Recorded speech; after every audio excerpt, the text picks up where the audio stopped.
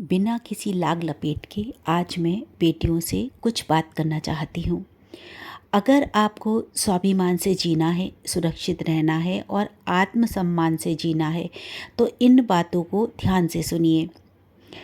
आए दिन हमारे आसपास जो घटनाएं हो रही हैं कि फ़लानी लड़की को मार दिया, छत से फेंक दिया, काट दिया, आदि आदि, ये बेहद कष्टकारी तो हैं ही, साथ ही सोचने को मजबूर करती हैं कि आखिर कब तक लड़कियां यूं ही अपनी ज़िंदगियां खोती रहेंगी, घुटती रहेंगी, घुट घुट कर जीती रहेंगी, लुटती रहेंगी और भेंट चढ़ती रहेंगी किसी न किसी दरिंदे की।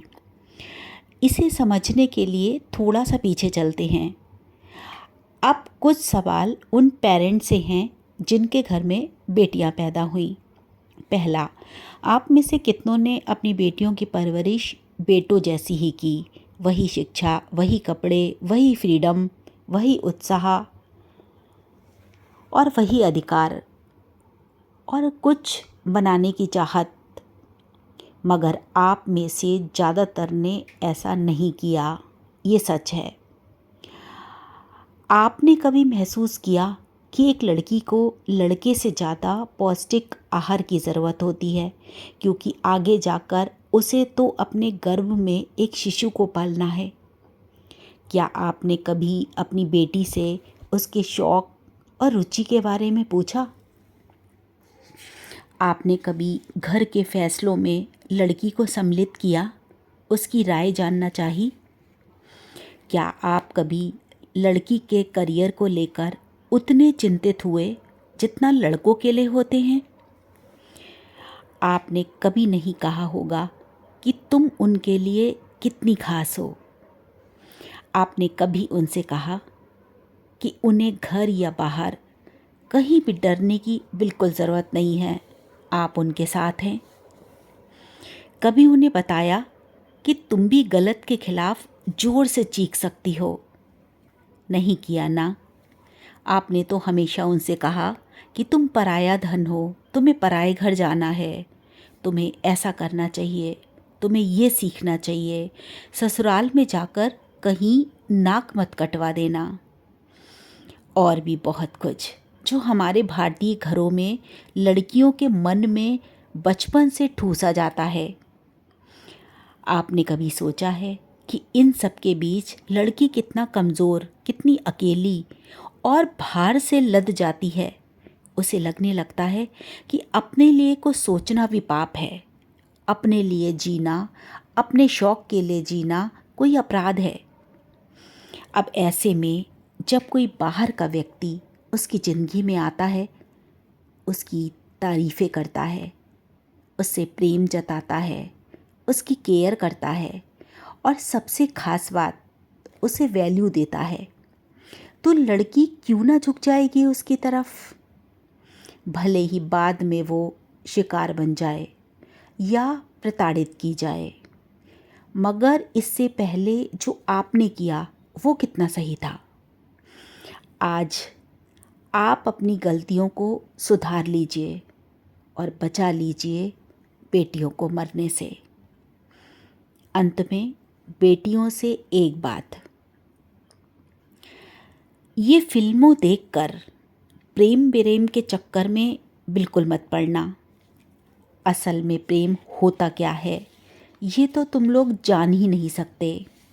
इसके बारे में हम फिर कभी बात करेंगे। कोई बाहर का लड़का तुम्हें कितना भी अपना सा लगे, मगर तुम्हारे पेरेंट्स से ज़्यादा अच्छा कभी नहीं हो सकता। अपने माता पिता से शिकायतें कर लो, जो चाहिए मांग लो, लड़ लो, झगड़ लो, मगर बाहर वालों पर कभी विश्वास मत करना। अपनी सुंदरता की तारीफ पर मत रीझना, ये एक तरीका भर है तुम्हें जीतने का। जो तुम्हारे गुणों से तुम्हें पसंद करे और खुद भी गुणी हो, वही व्यक्ति सच्चा हो सकता है। कुंठित मत रहो, जो तुम्हें अच्छा लगता है करो।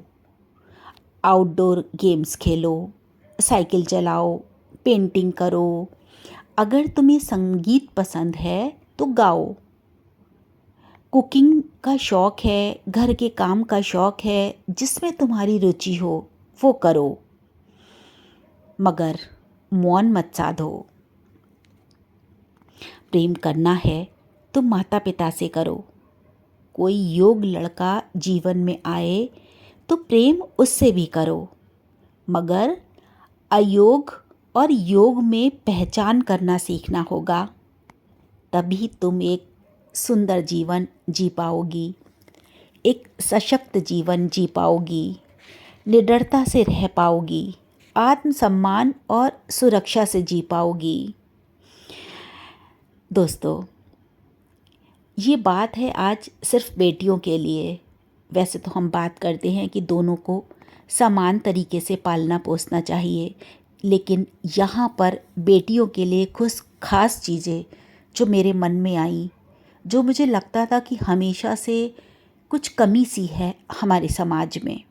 वैसे तो आज घर घर में लोगों ने शिक्षा में बदलाव लाना शुरू कर दिया है, वो अच्छा कर रहे हैं बेटियों के लिए, लेकिन फिर भी हमारे भारत में अभी भी बहुत सारे घर ऐसे हैं जहाँ ये सोच अभी नहीं आई है। तो मैं उन सभी माता पिता से कहूँगी कि थोड़ा सा अपनी सोच में बदलाव करिए और बचा लीजिए लड़कियों को किसी के हाथों की कठपुतली बनने से। दोस्तों, अगर आपको वीडियो अच्छा लगे तो वीडियो को लाइक शेयर ज़रूर करिएगा।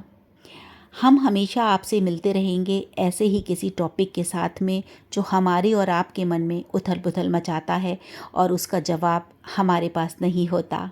तो चलिए फिर मिलते हैं किसी एक ऐसी ही वीडियो के साथ में। तब तक आप सभी को जय भारत माता, वंदे मातरम, जय श्री राम। छाया अग्रवाल का राधे राधे।